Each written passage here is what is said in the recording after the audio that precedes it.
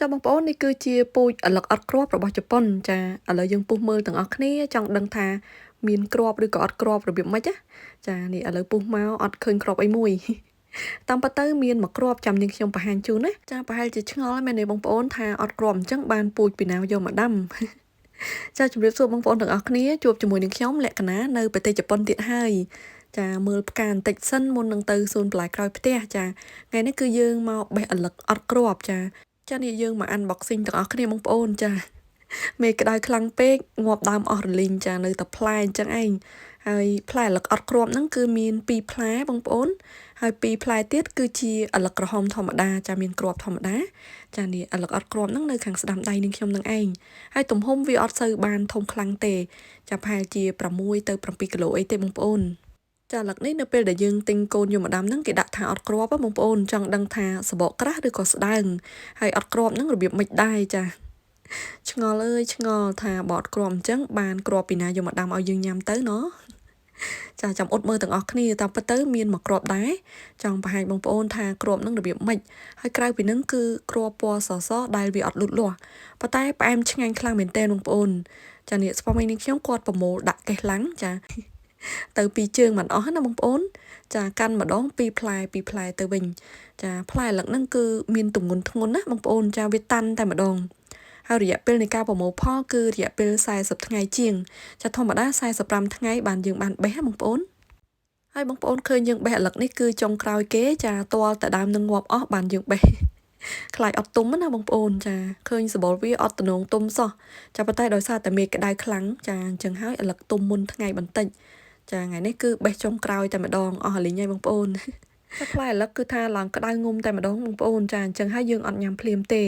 ទុកមួយយប់សិនចាំស្អែកឡើងចាំញ៉ាំចាឥឡូវដល់វគ្គយើងមកពុះសាក់មើលគ្រាន់តែប៉ះចុងកបិតគឺថាឡើងប្រេះបងប្អូនចាឡើងប្រោកតែម្ដងឯនេះចាមើលសបកគេឡើងក្រាស់ចាហើយសសអលឹកនេះគឺអត់សូវឃើញចេញកាឡាឆ្នូតទេបងប្អូនចាពណ៌រៀងខ្មៅដែរចាឃើញស្នាមបៃតងហ្នឹងគឺយើងទ្រាំផ្លាស្ទិកចឹងបងប្អូនចានេះចង់ពុះឲ្យស្មើប៉ុន្តែអត់បានស្មើទេវាប្រេះមកអញ្ចឹងណា1 2 3យេបងប្អូនមើលណែមានក្របមកក្របដែរអលឹកហ្នឹងចាំមើលសាច់ទៅគឺទំនងស្រួយផ្អែមឆ្ងាញ់ណាបងប្អូនចាបេះចំថ្ងៃល្អមែនទែនអត់ទុំជ្រុលពេកហើយក៏អត់មានស្ទើអីដែរចាហើយគ្រាប់មានតែមួយគ្រាប់ហ្នឹងប៉ុន្តែនាងខ្ញុំចង់ដឹងថាខាងក្នុងហ្នឹងមានគ្រាប់ទៀតអត់ចាឥឡូវយើងមកញ៉ាំមើលទាំងអស់គ្នាស្ពមនាងខ្ញុំគាត់ចាប់ផ្ដើមខួងចាចេញមកអញ្ចេះឯងចាចង់ដឹងរសជាតិមិនដែរអូយនិយាយពីថាឆ្ងាញ់ខ្លាំងមែនទែនគាត់ថាផ្អែមឆ្ងាញ់ខ្លាំងចាំមកពីមេក្តៅខ្លាំងពេកយកបងប្អូនចាអត់មានទឹកអត់មានអីទេអលឹកវា stress វាចឹងហើយក៏វាចាប់ផ្ដើមផ្អែមតែម្ដង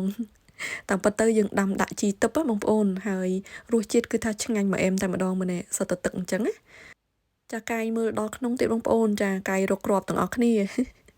ចង់ដឹងថាគ្រាប់នឹងរបៀបម៉េចបានជាអលឹកនឹងមានផ្លែបានប៉ុណ្ណឹងអាចយកទៅផ្សំបន្តកូនបានណាបងប្អូនតាមពិតទៅមួយផ្លែនឹងមានតែមួយគ្រាប់ទេ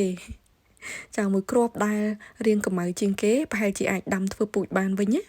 ចានេះឥឡូវចោះមើលថែមទៀតអត់អស់ចិត្តទៀតចាអត់មានគ្រាប់អីមួយទេបងប្អូនចាហើយគ្រាប់ដែលយើងមើលទៅពីចម្ងាយឃើញសតូចចាគឺជាគ្រាប់អលឹកប៉ុន្តែវាអត់ចាស់ទេចាខាងនាងខ្ញុំនេះបានមានគ្រាប់អលឹកដែលមានពណ៌កម្ៅចាមានមួយគ្រាប់នឹងឯង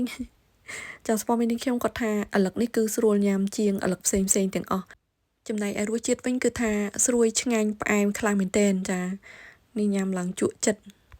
ចាបើគិតទៅគឺអលឹករបស់យើងមានរសជាតិផ្អែមខ្លាំងទាំងអស់បងប្អូនគ្រាន់តែសាច់អលឹកហ្នឹងខុសគ្នាបន្តិចចាយើងមានដាំអលឹកពណ៌លឿងបៃតក្រូចតិចណា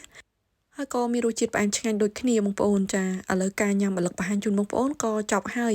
នឹងខ្ញុំឆ្លៀតបង្ហាញផ្កាបន្តិចនៅសួនច្បារចាយើងមានផ្កាប្រភេទហ្នឹងមានដាំ2 3គុំដែរបងប្អូនចាវានៅរីកនៅឡើយទេហើយផ្កាអាជីស័យរបស់នាងខ្ញុំគឺថានៅរីកបងប្អូនចារីកក្រោយគេតែម្ដងចាមានពណ៌រាងផ្ទៃមេឃបែកផ្កាឈូកតិចចាដូចចង់បែកស្វាយមិនទេចានៅផ្ទះនាងខ្ញុំក៏មានផ្កាម្លិះប្រភេទវ័នចេះបងប្អូនចាកញ្ចុំអញ្ចឹងចំណែកឯក្លិនវិញគឺថាក្អូបឈ្ងុយឈ្ងប់ចាដូចគេបាញ់ទឹកអប់នៅមុខផ្ទះអញ្ចឹងចាអត់ពិបាកបាញ់ spray ឲ្យក្អូបអីទេបងប្អូនចាដើរកាត់មកមុខផ្ទះគឺក្អូបក្លិនផ្កាម្លិះតែម្ដងចាឥឡូវនេះវីដេអូរបស់នាងខ្ញុំក៏ដល់ទីបញ្ចប់ហើយបើសិនជាបងប្អូនចូលចិត្តវីដេអូមួយនេះសូមកុំភ្លេចជួយ share ចែករំលែកឲ្យនាងខ្ញុំម្នាក់មួយផងណាជម្រាបលាយើងជួបគ្នានៅវីដេអូក្រោយបាយ